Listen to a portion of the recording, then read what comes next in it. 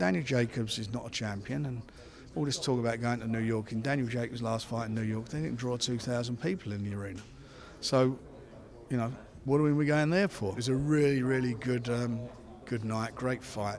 Bill was superb. It was, for me, the best performance of a British boxer in the ring last year, if not for many, many years. It was just a punch-perfect performance. He didn't get a glove laid on him by a guy who's up there, who's considered to be world class. In his backyard, hostile crowd, went in there, wasn't fazed by any of it, and just took him apart. I think also for him, more importantly, he did fall out of love. He had a lot of problems in as much that the motivation, I think, was waning really because the problems we had with Eubanks, having agreed to contracts and sent the contracts with them, and they pulled out the fight. And the same thing with Golovkin, agreeing terms for the fight after the Daniel Jacobs fight, and then for Golovkin to say he was going to fight Canelo instead. So that was a real downer for him, and it took his focus away from everything. Plus, he needed to get out of his environment. As he said at the press conference, he needed to get. He's got good friends around him. They're his friends, but it can be a distraction being out with your friends. When you're a professional athlete, you've got to be fit, you've got to be well, you've got to live the life. And moving up to Sheffield and being trained by Dominic Ingle, I think was a revelation for him, and it's certainly has shown to be the case in his performances. When I talked to him, I said, about going there, and he agreed to it. I think it made all the difference. So obviously we've seen Triple G and Canelo probably going to fight in May. We've spoke about it a little bit there, but Danny Jacobs is calling out Billy. How do you see it going? He is calling him out, and this is a fight that's been considered. But Daniel Jacobs is not a champion, and all this talk about going to New York, in Daniel Jacobs' last fight in New York, they didn't draw 2,000 people in the arena. So, what are we going there for? If we're going to do the fight, it'll be on our terms, on Bill's terms, and it'll be where we want the fight to go on, not where they want it. He's a challenger. He's not a mandatory challenger. It'd just be a voluntary defence, and if we get it on, if it's a big if, then we'll consider him. But there are other fighters there that we're looking at, and as I say, early next year, first week of next year, we're announcing who Bill's going to be fighting. Any particular names? I've got a couple of people I'm working on, but I don't want to, at the moment, sort of disclose who they are, because obviously negotiations, and you start talking about them and the money goes up. You say you announced earlier Frampton and Denier in April in Belfast. Is there a chance Billy Joe could fight on that and a mega card there? No, he won't be fighting on there. That card's done. And obviously we'll announce the details and more details of it early in the new year. But that's a great fight for Carl. It's a great fight for Belfast fans. I mean, Denier's a former champion. He's a world-class operator, and it's one we're all looking forward to. And you're going to pack that card again with Irish fighters, similar to what we had in November? Yeah, I mean, all the Belfast guys there, Paddy Barnes and all of them, have them all out on that card. They're great fighters. We had a fantastic show last time. Great, great atmosphere from the fans, and we want to repeat that again. We've got an even better fight for Carl this time around. And also, you just spoke about Terry Flanagan and him coming back. How important is that for him? He's obviously been frustrated about the lack of fighters, and now he's moving up.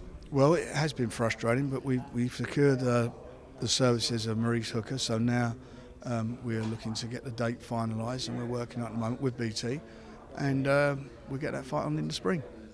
And obviously everyone's talking about Tyson Fury at the moment. We spoke to him as well when we were in Montreal. What's any update on him? Is he going to be returning soon? Is he going to be with Frank Warren and BT? I hope so. We're working on it, and again, it's fingers crossed, but it's ongoing negotiations. We all want to work with him. He's for me, on his days, the best heavyweight out there, and I'd love to be involved in him coming back, and involved in him getting back there and reclaiming the belts that he never lost in the ring. And how would you see his return coming? Would you want to throw him straight into these big fights, or do you think he has to build himself up towards a Joshua? Absolutely not. He's been out of the ring for 2 years. He's had a lot of pressure outside the ring. He's had some mental things that he's had to deal with. He's had this thing with UCAD hanging over his head for nearly over 2 years. And he's been inactive, and he's put a lot of weight on. He's got to get that off. He's got to get back to fight. Be back to, full fighting mode, fitness and mentally. He's got to get himself there, and he's not going to do that in his first or second fight back. He needs some quick fights to get under his belt to get him back up and running. And having spoken to him, have you seen the love for boxing back in him as Billy Joe? They seem to kind of come back together. He brought his trainer out to Canada and trained every day, so that tells you all you need to know. He's very serious, and he really wants to get back in it again. I mean, this is the first year for BT Boxnation and yourself. How have you found the year itself? We've gone from Manchester all over the world, big events, big title fights. How have you found it? It's been brilliant, isn't it? It's not even a year, it's 9 months. You think about what we've managed to do in 9 months, I think it's been brilliant. And I hope that the BT viewers have been really pleased with the boxing we've been delivering. I believe they've been really competitive shows, real competitive undercards, and I've been really pleased from our end what we've done and what we managed to do. And the next year, as I said, we've talked about a couple of fights. We've now done the Josh Warrington and Lee Selby fights done. That'll take place next year. That's a done deal. That's signed. That'll go on in Leeds. We're finalising the date on that. Can we expect that at Stadium? We're working on it at the moment, but whatever it is, it will be in Leeds, and it will be again early part of April. That's what we're looking at. So we'll see where we go with that one. And obviously we've got Bill back in the saddle, and we kick off in February with Zolani Teti defending his title. So we've got real good, good quality world title fights, tough fights. Liam Smith against Saddam Ali. It's another good fight. Liam's trying to win back his title. So it's all happening, and I'm really looking forward to it. And obviously this year we've seen the emergence of Daniel Dubois. We've seen Anthony Yard go on to another level. What can we expect from those guys next year? Continue moving up the ladder. We've got to work hard and get them into a position where hopefully this time next year they're on the cusp of fighting for some significant titles. You said yourself it's been hard to find Daniel some opponents just because of his power and because of what he brings to the table. Do you think that's going to carry on next year? Is it going to be difficult to stop that train or try and find people to actually take him into the deeper rounds so he gets that experience? It is difficult, and it is a problem, and you do sometimes bang your head against the wall, but I'd much rather be banging my head against the wall than somebody else doing it. So I'm pleased it's our problem, and we just move on, and it's part of the game, and we'll make sure it works for him. And you've got a load of good youngsters coming through, a load of guys like Zelfa Barrett, Leon Woodstock. There's loads and loads of our fighters out there, all on the cusp of moving up and making big names for themselves for next year. I mean, when we started this whole BT Boxnation thing, you spoke about Daniel Dubois and said he's one to watch. So going into 2018, who are those names that people may not have heard or may not have seen that you think are really going to blow out? I think you continue watching him and Anthony Yard, and I think the other couple I mentioned, there's a few more coming through, like young Ryan Garner. I don't want to upset all my fighters because I've got a list of them that come. There's quite a few of the youngsters coming through who I think are very, very good youngsters. Very good prospects. So you'll see them over the course of the year on the undercards making a name for themselves and coming through.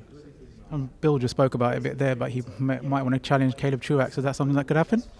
Yeah, I mean that's an option, but I really want to keep him focused on his weight that he's at the moment. Because if we're getting at Canelo, I don't want him moving up a weight, then he's got to drop down, and he may find it harder to do, to make the middleweight thing.